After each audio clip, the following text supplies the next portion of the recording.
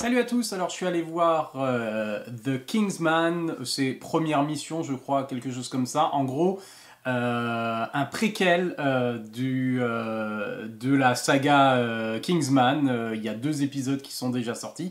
Il me semble qu'il prépare éventuellement un 3e dans le futur, mais rien de très concret pour l'instant. Et du coup, le 3e épisode est finalement un préquel à tout ce qui se passe, donc aucun lien, on va dire, direct, puisque on nous montre la naissance de l'agence Kingsman, finalement, cette agence qui ne dépend pas forcément du gouvernement, justement, et des différentes autres agences, puisqu'ils font un peu ce qu'ils veulent pour, pour protéger les citoyens, protéger les Britanniques, protéger le roi, protéger, etc., etc. Et donc, j'avais bien aimé les premiers épisodes. Le tout premier reste pour moi le meilleur, parce qu'ils arrivaient très bien comment dire, à fusionner, ils équilibraient très bien en fait ce cocktail entre action, scène d'action, entre espionnage, comédie, comédie complètement barrée, hein, tout est très déjanté. C'est une adaptation de bande dessinée et on retrouve un aspect assez cartoon justement que ce soit dans les combats ou dans la représentation des méchants, etc., etc. Et donc c'est un peu un James Bond version cartoon, version comics. Et du coup, le premier marchait vraiment très bien.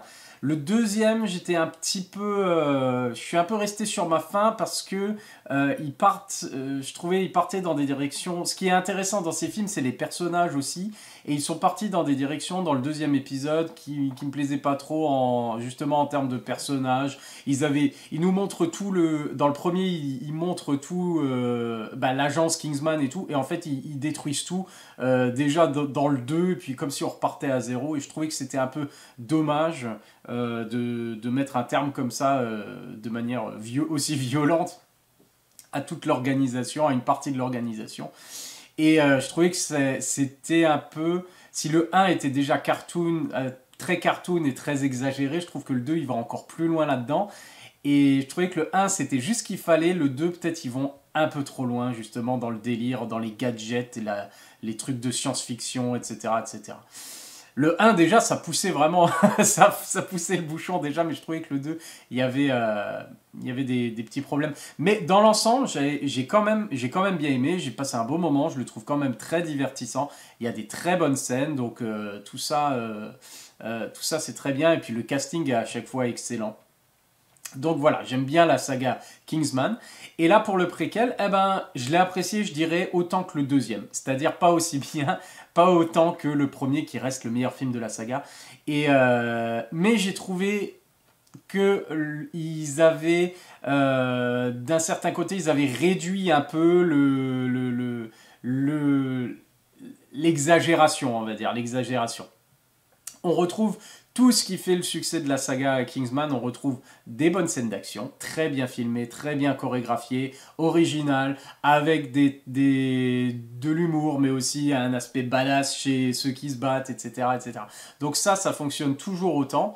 Ce que j'ai bien apprécié dans celui-là, c'est que ça se passe on voit en fait, ça se passe pendant toute la Première Guerre mondiale. Et on voit comment justement, on voit la naissance de l'agence, pourquoi l'agence a été créée finalement.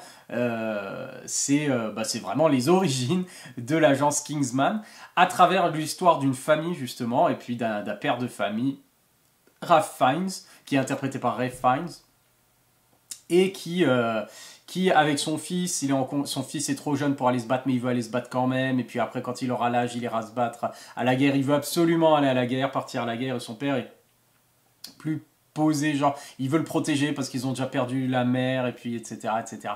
Donc il y a tout un conflit familial au centre, et ça c'est très bien parce que ça donne des enjeux un peu plus personnels, sur fond justement alors de conflits, d'espionnage et de Première Guerre mondiale. Et ce que j'ai vraiment beaucoup aimé, alors je vais pas spoiler du tout, mais ce que j'ai beaucoup aimé, c'est justement comme ils ont réussi à très bien associer l'aspect historique avec leur aspect on n'est pas dans le même monde, et c'est un peu cartoon et comic book, etc., etc.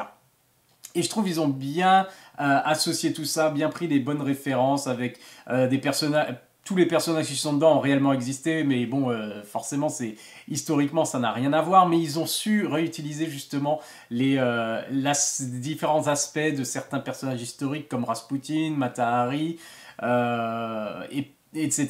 Les différents rois, parce que ça se passe pendant la Première Guerre mondiale, le tsar, Nicolas.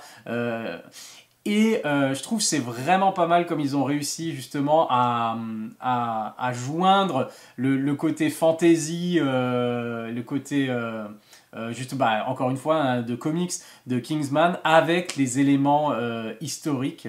Et j'ai trouvé ça vraiment pas mal, même si au niveau du grand méchant, etc., il y a des choses qui sont un peu prévisibles au niveau des traîtres et des choses comme ça. Bon, enfin bref, ça c'est pas trop grave parce que on passe quand même un très bon moment. Et donc ça, c'est super bien réussi, l'aspect historique, et on voit vraiment, enfin c'est concentré sur tous les aspects de la... Enfin, peut-être pas tout, mais une bonne partie des aspects de la Première Guerre mondiale, que ce soit en termes de personnages, que ce soit en termes d'événements. On retrouve un peu tout, mais du point de vue justement de ce duc anglais et de son fils. Là où je dirais un peu moins, peut-être j'ai un peu plus de réserve, c'est ils ont voulu peut-être trop en faire justement. Ils ont voulu trop en faire. L'humour est vraiment bien, j'ai bien aimé, et c'est moins abusé que les autres. Ils ont fait un peu plus réaliste, je ne veux pas dire trop réaliste non plus, il ne faut pas déconner, mais un peu plus réaliste que les autres. Donc ça, j'aime bien qu'ils soient revenus un peu en arrière sur la folie des gadgets et des trucs comme ça. Même s'il y en a, pas d'inquiétude. Par contre, justement, là où j'ai quelques réserves, ça va être... j'ai l'impression qu'ils ont voulu en faire trop, en fait. Il y avait trop d'idées par rapport à la Première Guerre mondiale comme cadre, comme contexte. Et du coup, peut-être des fois, peut-être trop de personnages, peut-être des fois trop de guerre, finalement. Parce qu'on s'attend plus à voir de l'espionnage, et alors on a des vraies scènes de guerre. Ils ne voulaient pas passer à côté la critique, justement, montrer que c'était une guerre totale, et la critique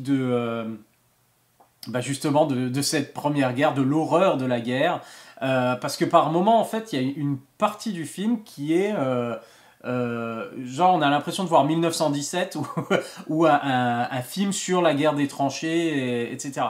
Et donc on a l'impression, et j'ai l'impression que ça ralentit un peu le récit, puisque ils sont à la recherche des responsables de l'assassinat de François Ferdinand, etc. etc. Il y a quelqu'un qui manipule justement les rois, les empereurs, les trucs du genre. Et il y a toute cette mission espionnage, et en fait on a trop l'impression, des fois c'est un peu mis de côté pour... Allez, on va faire une scène où on va montrer les tranchées, on va montrer voilà, le No Man's Land, on va montrer ceci, on va montrer cela. Et des fois, on a l'impression qu'il ne sait pas trop sur quel pied jouer, et ça rallonge en fait le récit. Le film fait plus de 2 heures du coup, et on se dit, ça aurait pu être peut-être un peu plus réduit et avoir un meilleur rythme. Mais dans l'ensemble, honnêtement, ça passe quand même, parce que même si les scènes de guerre, on était là, je n'étais pas vraiment venu pour ça, c'est quand même très bien réalisé. Matthew Vaughn, c'est un excellent réalisateur, surtout au niveau des scènes d'action. C'est toujours super bien chorégraphié, super bien photographié, super bien filmé. Le montage est excellent, donc il y a toujours des bonnes transitions, c'est toujours super classe. Donc voilà. Si vous aimez la saga Kingsman, je pense que vous aimerez The Kingsman, du coup, la première mission, le préquel qui explique les origines, parce qu'il y a plein d'éléments, plein de bonnes idées dedans, et c'est une bonne aventure, c'est drôle, il y a pas mal d'humour, et il y a des moments what the fuck aussi, genre qu'est-ce qu'ils font là, mais c'est classique justement de l'ambiance le type d'humour qu'on avait dans les autres Kingsman.